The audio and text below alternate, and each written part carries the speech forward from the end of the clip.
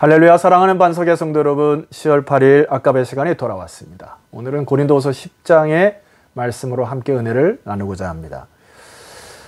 사도 바울이 고린도 교회를 세우고 또 고린도가 속해 있는 아가야 지방에 복음의 씨앗을 뿌린 이후에 나무가 크고 열매가 자라기까지 많은 방해와 역경이 있었음을 알 수가 있습니다. 여러분, 우리가 일반 나무 하나 키우는데도 굉장히 어렵죠.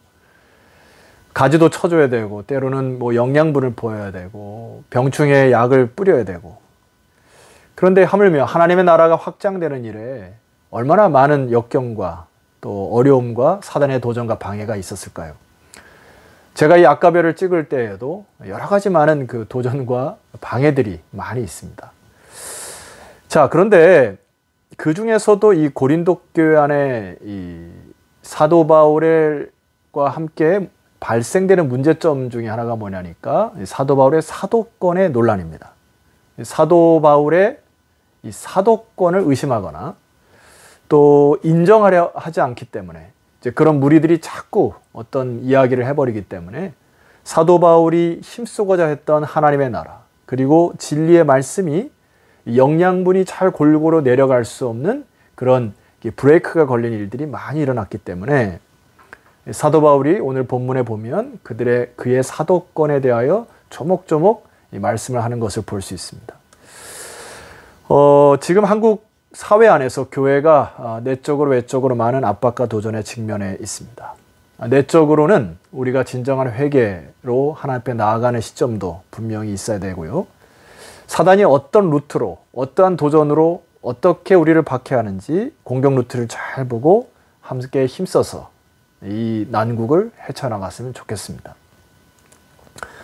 고린도 교회 안의 이 문제들보다도 우리가 관심을 가져야 될 것은 사도 바울의 마음가짐과 그리고 그것을 헤쳐나가는 사도 바울의 태도와 자세를 여러분 제가 오늘 함께 좀 살펴보려고 합니다. 먼저는 사도 바울의 마음가짐을 여러분과 함께 나눠보고자 하는데요. 1절 말씀 보세요. 너희를 대면하면 유순하고 떠나 있으면 너희에 대하여 담대한 나 바울은. 자, 이 말은 자기를 비아냥거리는 사람들의 말을 인용하여 이야기한 것입니다. 그때 당시에 어떤 사람들이 사도 바울을 똥개로 비유를 했어요. 자, 이런 표현들이 있습니다. 저기 겁이 많은 똥개가 있습니다. 그래서 멀리 있으면 큰 소리를 지저댑니다. 그런데 가까이 오면 꼬리를 내리고 살랑거립니다.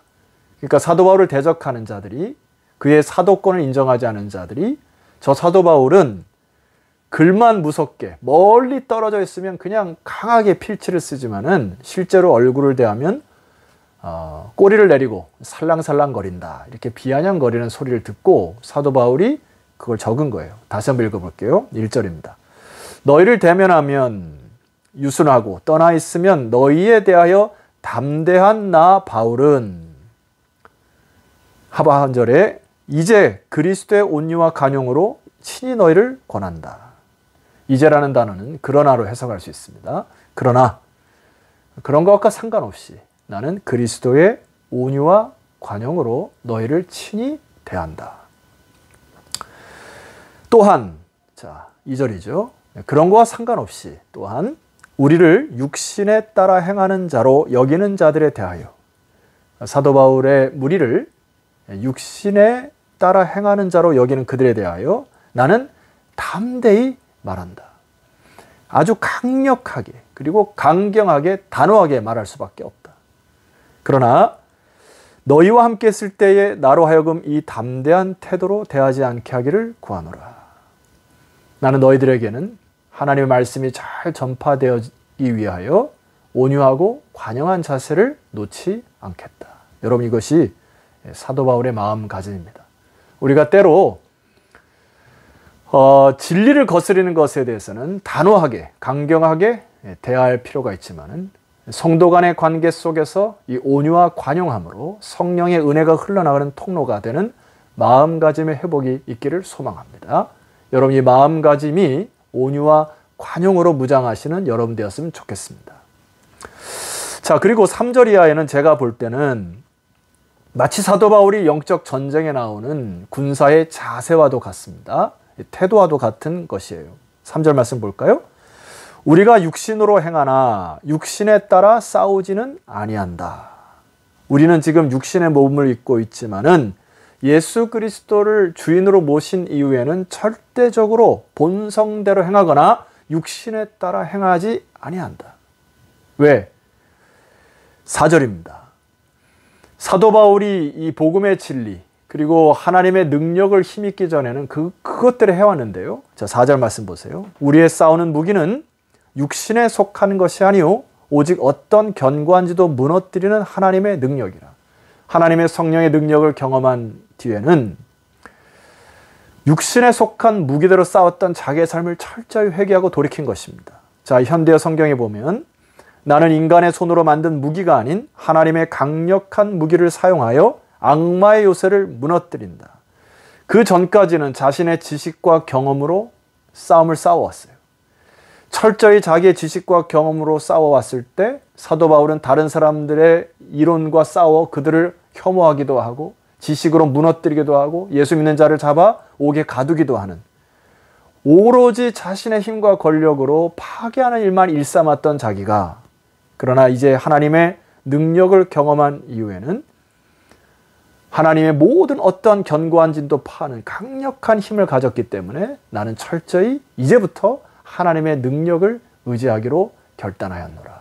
이 말이거든요. 고린도서 1장의 18절에 보니까 그 하나님의 능력을 이렇게 얘기합니다. 십자가의 도가, 여기 십자가의 도라는 단어는 로고스입니다. 진리라는 얘기죠. 십자가의 진리가 멸망하는 자들에게는 미련한 것이요 구원을 받는 우리에게는 하나님의 능력이라. 결과적으로 이 십자가의 진리, 십자가의 말씀만이 하나님의 능력이 되므로 이제 사도 바울은 영적 전쟁에 있어서 철저히 십자가의 진리 하나 붙들고 날아가기를 그렇게 다짐하고 결단한 것입니다. 이 하나님의 능력이 어떠한 힘을 발휘하는지 4절 하반절부터 5절까지 쓰여 있어요. 첫 번째는 모든 이론을 무너뜨린다. 여러분 지금까지 모든 세계의 이론들, 사상들, 철학들 중에 진리인 것이 있습니까? 예수 그리스도의 진리가 성경 말씀으로 모든 이론들이 무너뜨려지는 것을 저도 보아왔습니다. 또한 이 하나님의 능력은 5절의 말씀 보니까 하나님을 아는 것을 대적하여 높아진 것, 이 세상에 높아진 것이 무엇이 있습니까?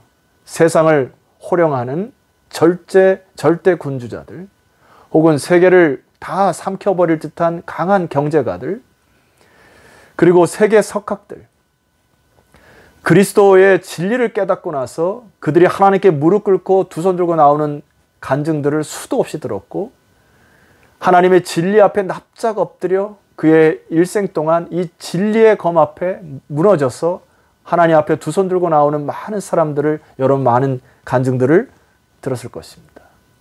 사랑하는 성도 여러분, 오늘 사도 바울의 영적인 태도와 자세를 회복하면 좋겠습니다. 모든 견고한 진을 파하는 하나님의 능력을 붙드시는 이 아침 되었으면 좋겠습니다. 자, 두 번째 말씀, 사도 바울의 태도와 자세인데요. 자신의 사도권을 의심케 하고 문제들을 조장하는 세력들인 이교도들과 이단들의 독특한 특성을 밝히면서 반면교사를 삼습니다. 자, 12절 말씀 보십시다. 우리는 자기를 칭찬하는 어떤 자와 더불어 감히 짝하며 비교할 수 없노라. 그러나 그들이 자기로서 자기를 헤아리고 자기로서 자기를 비교하니 지혜가 없도다. 자, 이 부분을 현대어 성경을 읽으면 조금 더 이해가 쉽습니다. 읽어드리겠습니다. 그들은 자기들이 만든 자를 가지고 자기를 재고 한치도 안 되는 생각들을 서로 견주어 봅니다. 얼마나 어리석은 짓입니까? 결과적으로 자기를 칭찬하고 자랑하는 자들, 이 세상의 사람들은 자기들이 만든 자를 가지고 재기 때문에 그것이 자랑이 되고 그것이 자기들이 지혜롭다 생각해요. 그런데 여기 성경이 보니까 그것은 한치도 안 되는 생각들이다.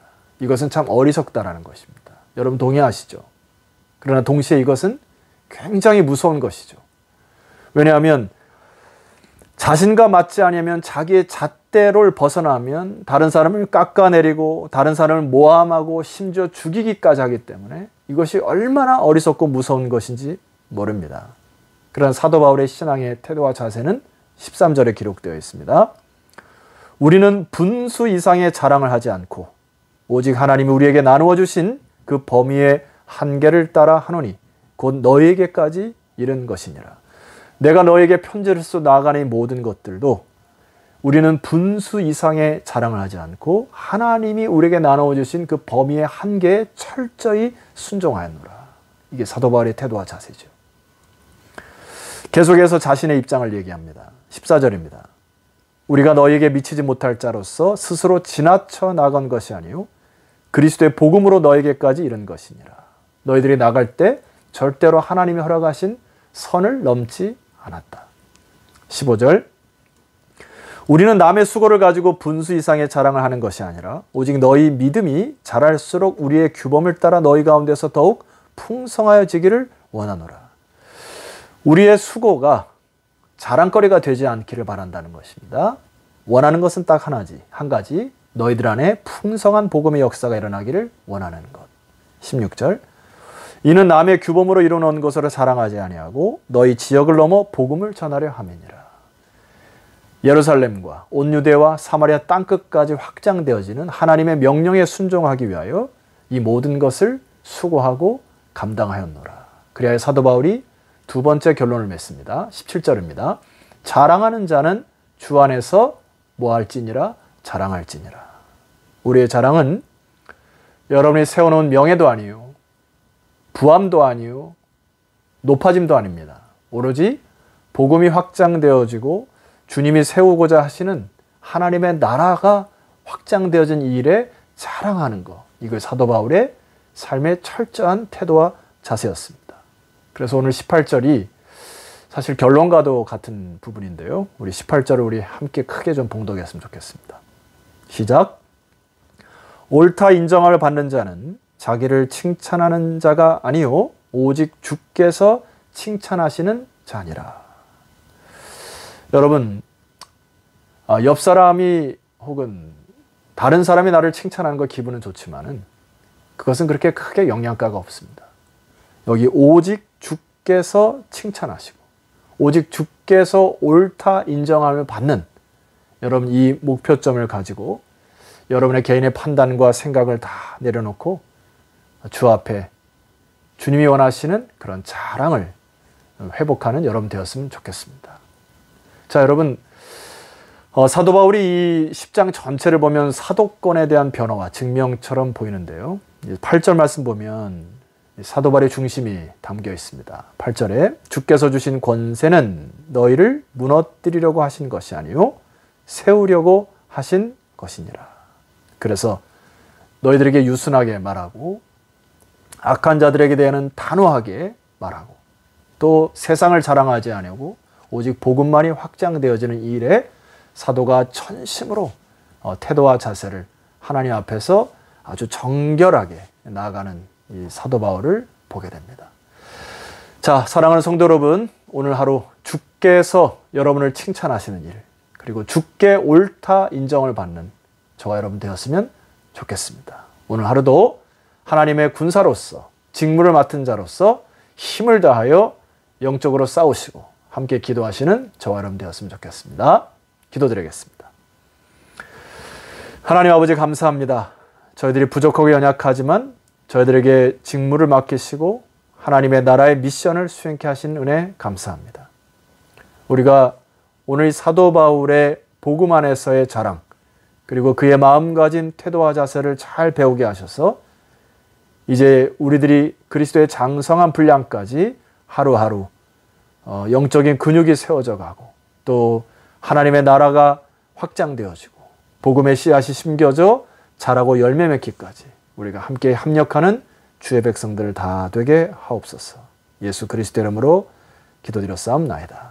아멘. 자, 성도 여러분, 내일 아침 다시 고린도후서 말씀 가지고 찾아뵙도록 하겠습니다. 내일 뵙겠습니다.